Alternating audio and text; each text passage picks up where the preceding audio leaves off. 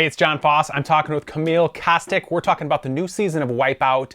It's a reimagining. It's a new show. You're in it, so it's going to be amazing. Camille, tell us about the show. Hey, John. Listen, we didn't really have to change it much. They always say if it's not broke, you don't need to fix it. So the show is epic.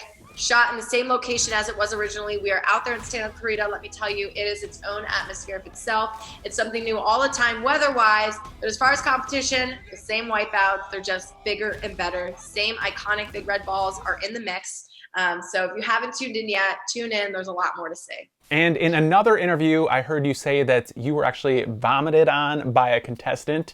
Can you confirm or deny that? It's really right. And if you missed that, for you. There's another opportunity because that happened a lot. So I'm sure it's coming up soon. It might even be tomorrow night. But yes, that happened when I signed up for the job. I knew there'd be a lot of laughs, worst case get slimed when someone wants to hug me afterwards. But the throwing up thing, yeah. Don't eat the breakfast burritos before taking the course because it's not fair to me. Okay? John Cena is the host of the show. You're both athletic. Who would do better on this course and why? Oh my goodness. Between myself and John,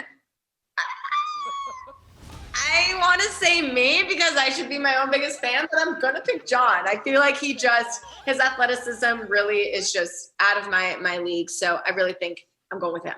In 2019, you were the Sports Illustrated cover model. How has that changed your life? I mean, personally, knowing that I was able to achieve something that I really put my head down and worked towards for about 12 years.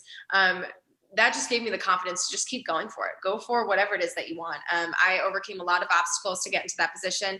So, it kept my hopes high for having a job like Wipeout. I have been in the television field for a really long time. Since about the 7th grade, I grew interest for it. So, I had never known that I'd get my break in the middle of a pandemic in 2020 on TV. So that's really exciting. But gosh, that getting that big yes from such a well-known iconic brand really opened up a lot of doors for me. And it was really cool to just know that I wanted to go for so many things. And then as soon as I was able to get on into the magazine, so many more people wanted to hear what else I wanted to do, what other things I was passionate about. So I'm so grateful to the team for seeing something in me because it's really allowed me to just branch out and take on a lot of other things I've been passionate about. So it was great. And you were also the cheerleader for the New England Patriots in 2015 when they won the Super Bowl against the Seattle Seahawks. Tell us about that experience. What was it like to be cheerleading at the biggest game in the world? It was, I still get speechless every time I have to reimagine what that was like. I think the coolest part that I love sharing with people is I remember being on the sidelines and Malcolm Butler had that interception at 18 seconds left in the game to win it. And I remember there was these cannons behind us and it was loaded with blue and green confetti for the Seattle Seahawks. They had to, at the last second, switch it to red, white, and blue confetti because they had already predicted who was going to win. So it was really cool to be there live in the action and all of the hecticness and having to switch the cannons and shoot out the confetti and get to rush the ropes and rush the people and get close to the Lombardi Trophy, do, snow angels and the confetti on the field. It was, I'll remember that moment for the rest of my life. It was really, really special. It was amazing. You commonly post videos of yourself dancing with the hashtag #NeverNotDancing. My question for you is, who's a better dancer, you or your boyfriend, Rob Gronkowski? Okay, we can't compare our dance moves because I'm a classically trained dancer and he is freestyle, dance to the beat of his own drum type of guy. So we're in different categories, but I will say I will give him the crown for never not dancing lately. He is tearing up the dance floor, AKA our house.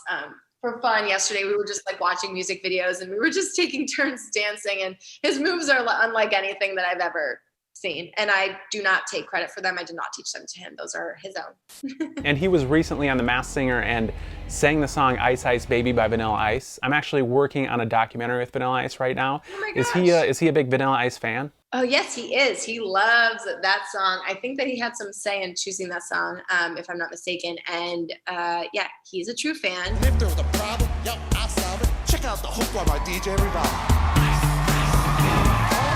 I remember when he was practicing, I couldn't get that song out of my head because it's all that he would sing in his sleep. Because you have to memorize the words. So he was having to memorize. I mean, he was doing his homework, and I had to suffer through it a little bit. It was a lot of Ice Ice Baby going on. When you see him dancing, can you see some of that Vanilla Ice influence in his moves? I wish, but no.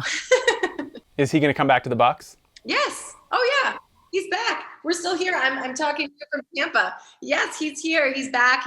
He's training right now and getting his workouts in and gearing up for the newest season with the Bucks. Can you guarantee the Bucks will win another Super Bowl this year? You know what? I'm all about manifesting. So you heard it here first. Yes. All right. Well, Camille Kostek, thanks so much for being with us. And Twin Cities, make sure you check out Wipeout TBS Thursday nights at 8 o'clock. Thanks, Camille. Thanks for having me.